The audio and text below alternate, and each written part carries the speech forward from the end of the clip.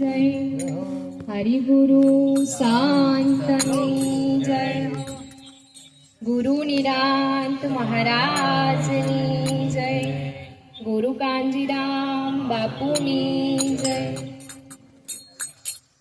આજે ગામ મેળા મુકામે સંત મહાપુરુષોની પધરામણી થયેલ છે।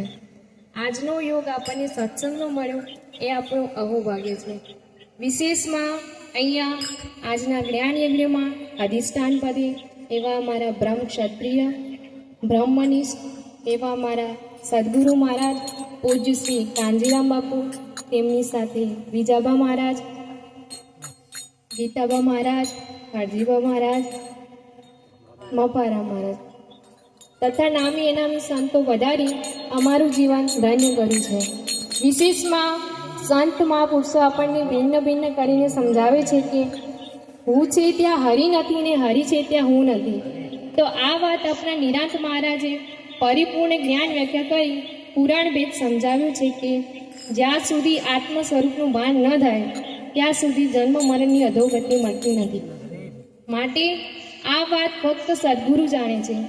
પહેલાં તો સદગુરુ સમજાવે છે કે પહેલાં તો હું કોણ છું, મારો ધર્મ શું છે અને હું શા માટે આવ્યા છું, આ વાત ફક્ત સદગુરુ જાણે છે।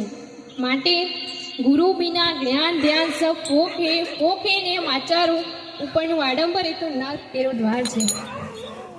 કેમ કે રંગવાનું હતું મનને રંગી નાખ્યા કપડાં, વધારવાની હતી બુદ્ધિને વધારી નાખ્યું મન વાળ।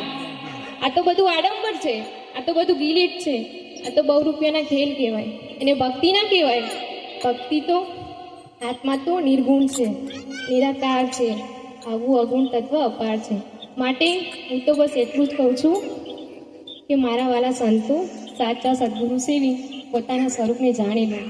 કેમ કે કોઈ જગ્યા કે વસ્તુ એવી નથી જ્યાં પરમાત્મા નથી। પરમાત્મા તો અણુ અણુમાં વિરાજમાન છે।